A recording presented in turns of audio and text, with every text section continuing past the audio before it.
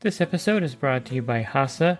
Liquid is clearly better. Liquid chlorine is the highest purity, works immediately, has no added cyanuric acid or calcium, and it will leave your pool safe, clean, and clear. And by the Bottom Feeder professional grade battery powered vacuum system. It sucks to clean pools, so cleaning pools sucks less. Get $100 off with code DVB100. This episode is brought to you by Skimmer, the #1 pool service software in North America. With Skimmer, you can streamline your schedule, grow your revenue, and keep your customers coming back with 5-star service. Whether you're a one-person operation or an established team, Skimmer is your partner in success. Visit getskimmer.com/poolguy to try Skimmer for free for 30 days. The Pool Guy Podcast Show. The Pool Guy Podcast Show. The Pool Guy Podcast Show.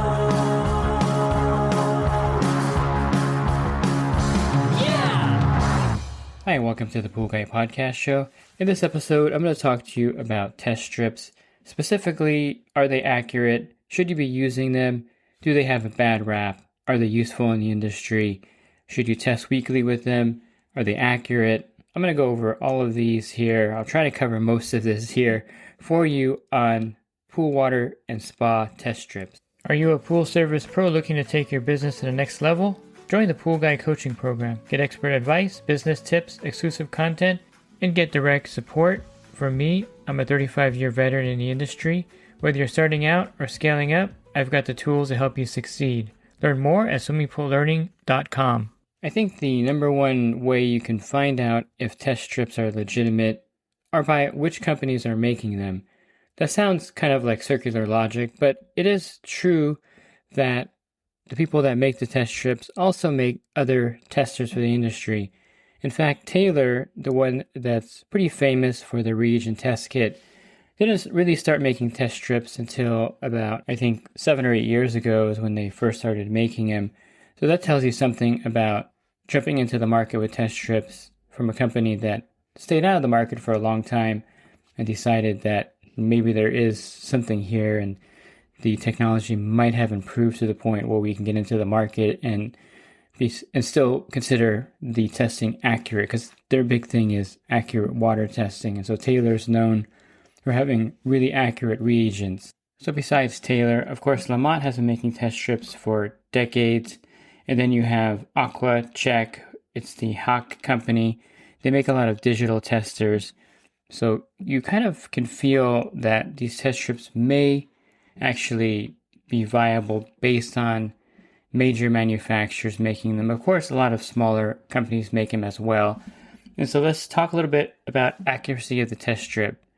Yes, I believe that the test strips have become much more accurate over the years, for sure. I started using test strips, 25, 30 years ago, and I would say that the accuracy and reliability of the test strips was, I guess, suspect in some ways back then. Now, when you put a test strip in the pool, you feel fairly confident that the reading is going to be trustworthy. And it's true that it's more or less you're looking at the test strip to see what the reading is. And this is probably one of the things that makes test strips inaccurate. Not per se that the test strip itself or the chemical on the test strip that reacts to change the color is not accurate. Maybe your eye is not as accurate as you think. I mentioned this game when I talk about matching colors, and it's a board game called Hues and Cues. And basically, you have this board with a bunch of different shades of green, purple, red, yellow, and it's your job as the player to say one word. You could say like Barney, and then everyone has to figure out which purple you're talking about, or which shade of purple. Or you say the Lakers, and then you have this, are you talking about purple or yellow? So it's one of those things where it's pretty interesting what shade or what hue people think Barney is, the dinosaur that kids watch all the time. I don't know if you even know who Barney is. And it's really interesting what the person picking the color thinks it is. And so there lies the inaccuracy of test strips, in my opinion, is that you have to kind of gauge which color purple that is, what color green that is, what color, the pH I think is the easiest because you have more red and then more orange to the side. And alkalinity, I believe, is fairly harder to distinguish because of the levels of green when you're reading the alkalinity on a test strip. Cyanuric acid is pretty easy as well because you have purple all the way to, light orange. So some of them are easier than others, but I would say that the accuracy is determined by what you think it is. And the ranges on the test strips are a lot more broad than you would get on a photometer, of course. So LaMotte makes test strips. They also make photometers, which are extremely accurate down to the point, basically. pH is at 7.23. It's really, really accurate. But if you look at the test strip range, you'll see, I'll just take pH, for example. You have 7.2 to 7.8, and then you have that range only with maybe kind of a different shade of orange. And therein lies another accuracy problem because it doesn't say 7.2, 7.3, 7.4, 7.5, 7.6, 7.7. So the range, of course, is much broader in a test strip. So what exactly are you gauging with the test strip? I think you're gauging more or less the range of the pool chemistry. So you have to be aware that this is not going to be something you're using at a commercial pool for the health department and logging the readings, because they certainly aren't using test strips to check your readings. And this is important to note that you're looking at a range in the pool versus an accurate number. Now, do you need an accurate number? Sometimes you do, and sometimes you really don't need an accurate number, in my opinion.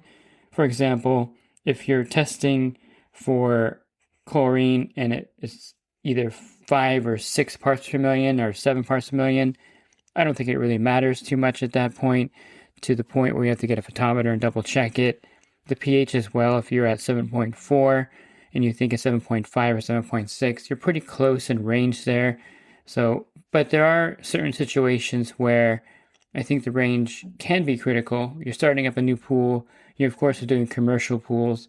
For that, the range needs to be really precise, because if you're starting up a pool and you're doing the LSI and you think that it's 7.6, but it's really 7.2, there's a major difference in that pH number when you're factoring in the new plaster, curing, and all the things that need to get done with that.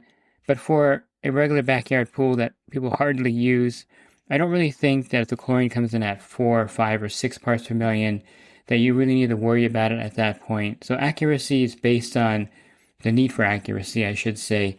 If you're looking for a test kit that needs to be accurate, then of course a reagent test kit, or better yet, a photometer would be what you would want to use. For LaMotte, I like the ColorQ Pro 9, 2X Pro 9. I think that's the best affordable photometer on the market. And of course, they make the SpinTouch as well, which is the Ferrari of photometers, that they can do 10 different readings in 1 minute. And so the question is, should you be using test strips on your pool route to check the chemistry of pools and spas? And I would say yes, you can safely use test strips for that. It's not going to be a problem. However, and this is something that you really need to understand, that if you're using test strips every week without using any other kind of tester, like a reagent tester or a photometer, you may not have really accurate readings overall for the pools on your route. So keep that in mind, that test strips are good, but the drawback is you're not going to have super accurate readings out there. So I would say using test strips in conjunction with other more accurate testers would be logical. If it's 2 o'clock and you have 8 pools left and you're behind schedule, testing all those pools with test strips, not a problem. If you're in, January and the water's cold and there's not much going on, the test strip is definitely appropriate for that. So you got to use your judgment of when to use a test strip and when you really need to take an accurate reading. So some pool pros will use a photometer once a month on their pools to get an accurate reading, and they'll use test strips in between. Others will use test strips every other week. So I wouldn't say that you can get away with using test strips on a regular basis, continuously, without some kind of accurate test to back up whatever you're getting or whatever you think you're getting on the test strip. Because remember, it is more of a range than something that is accurate or pinpoint.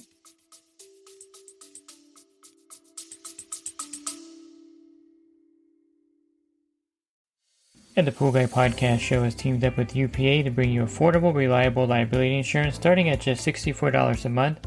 Get up to $2 million in coverage, and the members of my coaching group get an even lower rate. Protect your business and your peace of mind. Sign up with UPA today by clicking the link in the podcast description.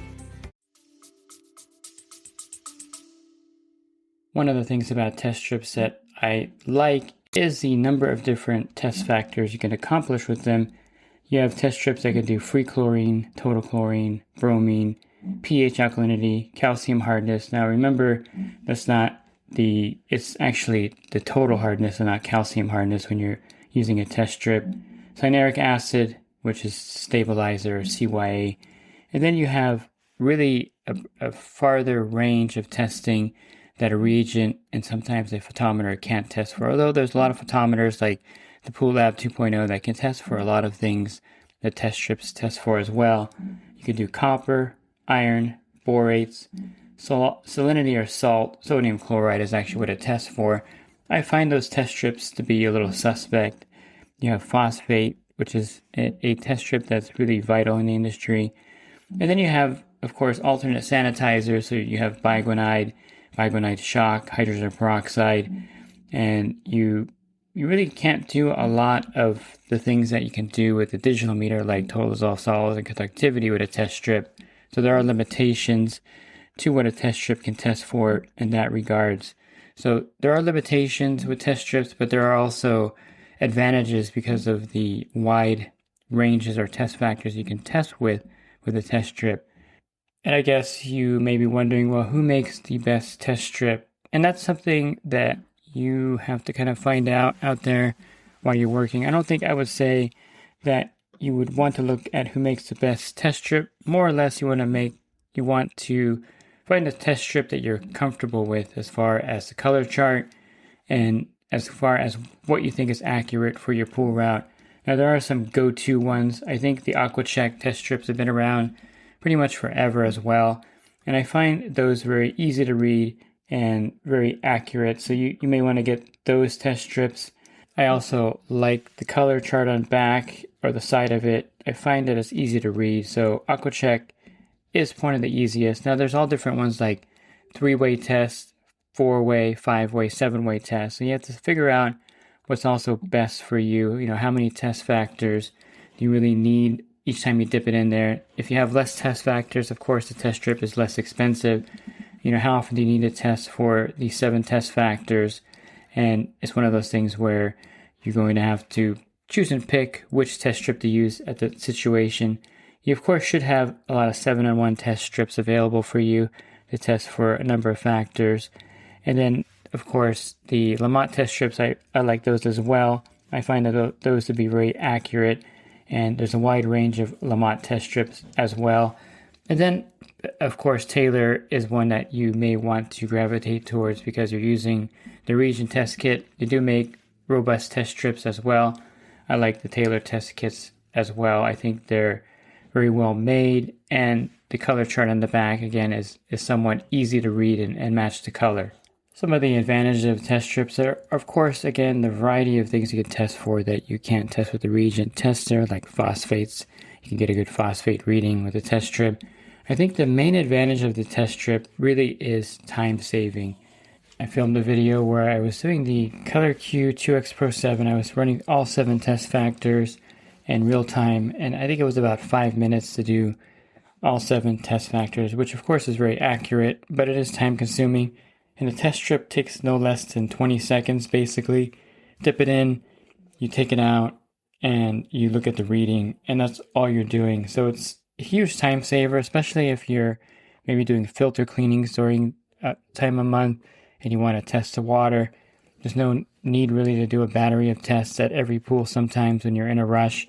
And so just take a test strip, dip it in, and that'll give you a good reading. And I wouldn't say any more than it's a ballpark reading, because you have to, they're more accurate, and you can distinguish colors to where you have a range of what the chemical factors are and not really a ballpark. So there is a range, of course. It's not exactly accurate to the decimal point, but for time saving and speed, you can't beat test strips. And I think that's one reason why a lot of pool pros use them, and a lot of homeowners as well, because the speed of the test strip is just something that you can't compare to even with the reagent test kit.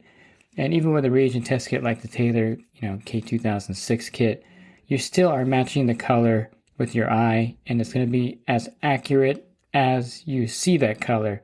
And so therein lies also the problem with the reagent test kit. It's very similar to a test strip, maybe not quite as broad a range, but there still is something to be said with distinguishing the colors, just like you would distinguish the test strip. The only tester that I would say is accurate beyond a doubt is a photometer. So if you really want accurate water testing, you go with the LaMotte photometer, or you can go with the Pool Lab 2.0, whichever one you prefer, and you're going to get a really accurate reading, I think truly only with a photometer. But if you have a pool and you suspect there's copper in the water or iron in the water, test strips are great for that. Just dip it in and it can tell you if there's copper or iron. If you use borates on your pool route, the borate test strips are fairly accurate. You can get a range of how much borates are in the water. Those are great as well. I think phosphates is a great test strip because you may have a pool where the chlorine's zeroing out, or you're having trouble with algae, or you're just battling the pool, water chemistry. Getting a phosphate test strip, dipping it in there, and checking the phosphate level will give you an idea that, hey, this pool has a problem with high phosphates. I'm going to use the phosphate remover. So the fact that test strips can help you on your pool route with pools that you have trouble with, like for instance, nitrates is another one, where if you have a pool that you're dumping, 5 gallons of liquid chlorine, putting 4 tablets in every week and zeroing out, you get a nitrate test strip, dip it in there, and it may indicate that there's nitrates in the water. Then you have to drain the pool and refill it. So there is something to be said with test strips really being an aid out there in your pool route. They help you in situations where you're running into tough problems. They're also great for double checking the reagent test kits. If you are getting a weird reading, like you're getting alkalinity of like 40 or alkalinity of 180, the test strip will be a way to kind of double check that reading. Or if you're getting a chlorine reading of 0, but you're pretty sure that you have a ton of chlorine in the pool, the test strip will verify if there's chlorine in there or not. So I think to verify kind of weird reagent readings or photometer readings, test strips do come in handy because they'll give you that range, and it will be more accurate, I think, than something that you're getting with a reagent that's maybe expired, or maybe there's a factor in the water that's interfering with the reagent, and a test strip will cut right through that. So there's something to be said with the test strip being a tool that aids you on your pool route as well as a way to speed up your testing out there. If you're looking for other podcasts, you can find those on my website, somethingforlearning.com. Click on the podcast icon on the banner. That'll take you to a drop-down menu of over 1,800 podcasts. And if you're interested in the coaching program, you can learn more at poolguycoaching.com. Thanks for listening to this podcast. Have a great rest of your week. God bless. This episode is brought to you by HASA, providing products that deliver clean, healthy water for every aspect of everyday life. The bottom feeder battery-powered vacuum system, portable, powerful, and only weighs 12 pounds. And Skimmer. Get Skimmer, America's #1 pool service software. Podcast listeners can try Skimmer for free at getskimmer.com/poolguy.